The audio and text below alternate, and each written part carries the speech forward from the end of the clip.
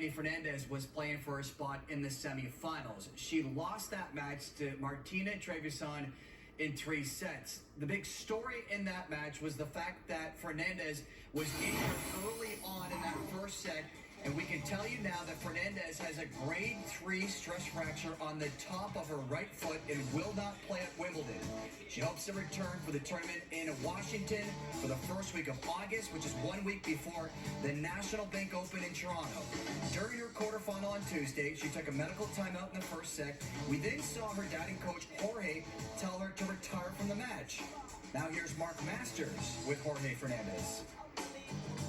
When did you know the foot was an issue for Leylah and E?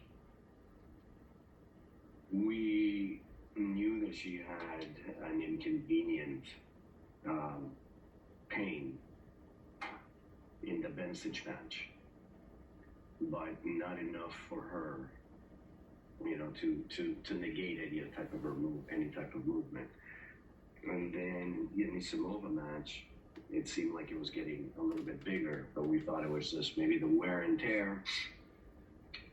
The clay is very sticky right now. It was very sticky at the French, and it has caused a lot of problems to a lot of players. So we thought maybe that's also in part, to blame, because the stickiness means the shoe gets heavier and it puts more pressure on the tip of the toes, and the tip of the foot on the toes. So again, it seemed like she was sensitive, but not enough for us to say there's a problem there. And then, of course,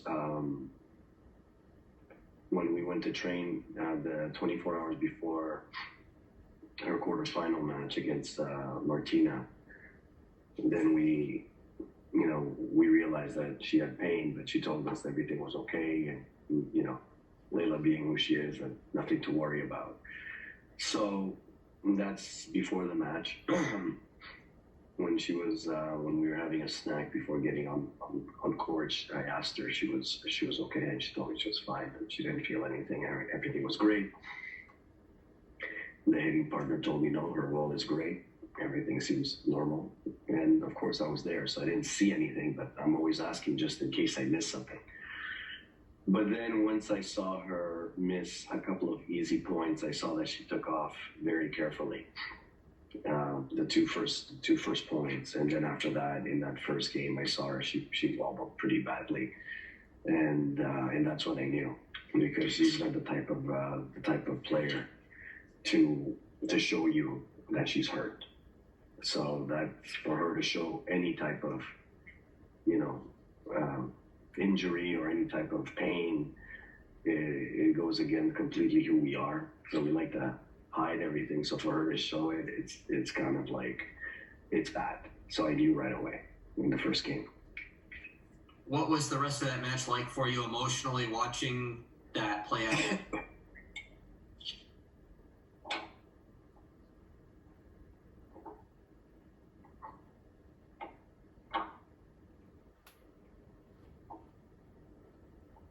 Anger.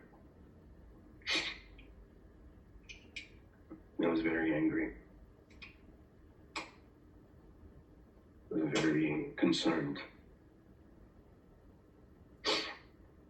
Again, it's hard because you got both hats on. And of course, as a coach, you kind of say like, okay, well, you know what you got yourself into. You got to do it. That's your decision that you're going to make. Then go ahead, because that's one of the problems with the WTA is that we don't get a chance to consult our players. We don't get a chance to just call a simple 30-second timeout and see what is really going on, And I know they tried in the past, and I just wonder why it stopped. Because I think it was a moment where I could have put some sense into her, and maybe instead of it being as what it is now, it could have been a little bit less. And of course, as a father, I was concerned and sad, and wanted her to stop. What does it say about her that she didn't stop and she actually almost won? I guess I raised her right. You know, I mean, you decide to be a professional, you go all in, whatever that profession is, in good times and in bad times. And I think she caught that message early on. But, you know, am I proud of her? Oh, yeah, of course, I'm proud of her, but, you know, it hurts.